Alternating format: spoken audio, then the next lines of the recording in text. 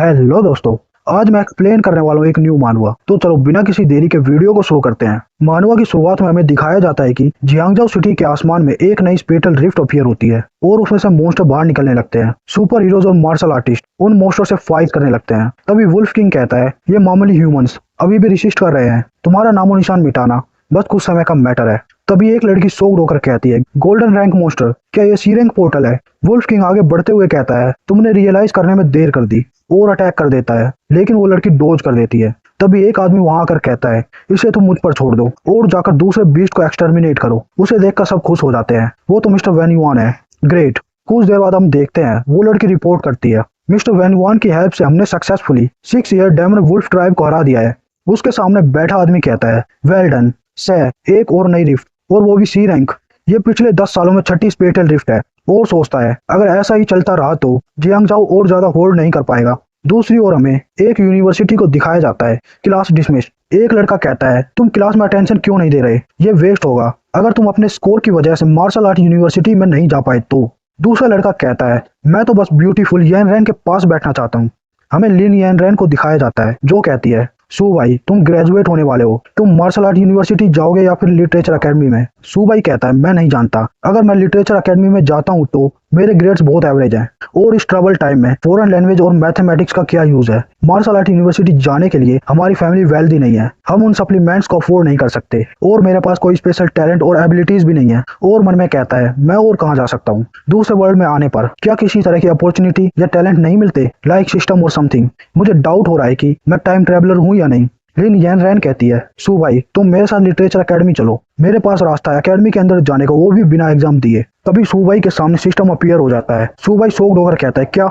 लिन येन रैन कहती है, धीरे बोलो। सू भाई सोचता है, सिस्टम अचानक से मेरे सामने आ गया। सिस्टम में इंफॉर्मेशन दी गई है, होस्ट सू भाई, race human, rank beginner, age 18, constitution 4, agility 57, spirit 5, beast master characteristic. Host किसी भी लिविंग क्रीचर को अपना टेम बीस्ट बना सकता है। Talent infinity evolution. सू भाई कहता है, क्या ये मेरा सिस्टम है? तभी लिन येन रैन कहती है, सू भाई क्या हुआ, तुम्हें पसीने आ रहे हैं, क्या तुम ठीक हो? सू भाई कहता है, ऑफ कोर्स दूसरे इसे नहीं देख सकते, और लिन येन रैन का हाथ पकड़कर कहता है, मैं ठीक हूँ। दूसरे स्टूडेंट सू भाई से जेलस होने लगते हैं और कहते हैं, अपने हाथ को दूर रखो, मेरी गोडेस को टच मत करो, मैं तुम्हें सबक सिखाता हूँ। तभी एक टीचर आकर कहती है, एवरीवन शांत हो जाओ, मेरे पास तुम सबके लिए गुड न्यूज है। जियांगजाओ मार्शल आर्ट यूनिवर्सिटी ने एक नोटिस रिलीज किया है, अब से जो भी इंडिविजुअल अवेकन हो चुका है वो डायरेक्टली जियांगजाओ मार्शल आर्ट यूनिवर्सिटी को ज्वाइन कर सकता है। जिन स्टूडेंट में पोटेंशियल है वो मार्शल आर्टिस्ट बन सकते हैं। सभी स्टूडेंट ये सुनकर खुश हो जाते हैं, दैट्स ग्रेट, मैं डेफिनेटली मार्शल आर्ट यूनिवर्सिटी में जाऊंगा। उनकी टीचर कहती है,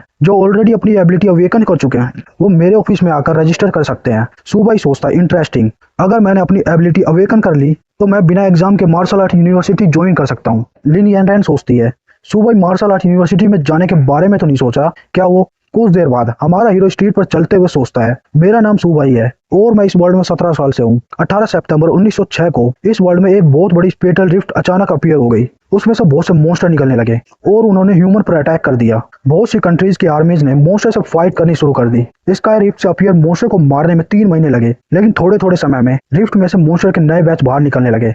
तभी गवर्नमेंट ने सुसाइड स्क्वाड को रिफ्ट में भेजकर इन्वेस्टिगेट करने का डिसाइड किया और उन्होंने डिस्कवर किया कि रिफ्ट के पीछे बहुत बड़ी जगह फैली हुई है।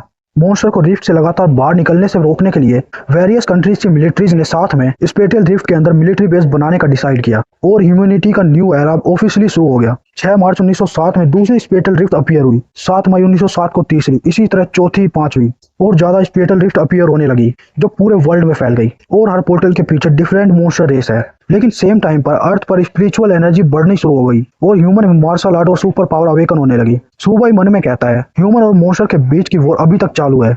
जियांगजाओ मार्शल आर्ट यूनिवर्सिटी के नोटिस को देखकर लगता है जियांगजाओ की सिचुएशन ऑलरेडी बहुत डेंजरस है और कहता है, सिंस मैंने सिस्टम को एक्टिवेट कर लिया है, मुझे इस डेंजरस वर्ल्ड में अपनी फैमिली को प्रोटेक्ट करना होगा। मेरी स्ट्रेंथ को इंप्रूव करने का सबसे अच्छा रास्ता मार्शल आर्ट यूनिवर्सिटी है। लकीली अब मेरे पास बीस्ट को टेम करने की एबिलिटी है, तो मैं यूनिवर्सिटी में बिना एग्जाम के जा सकता हूँ। मैं मार्शल आर्ट यूनिवर्सिटी में जाने के लिए कुछ भी करूंगा।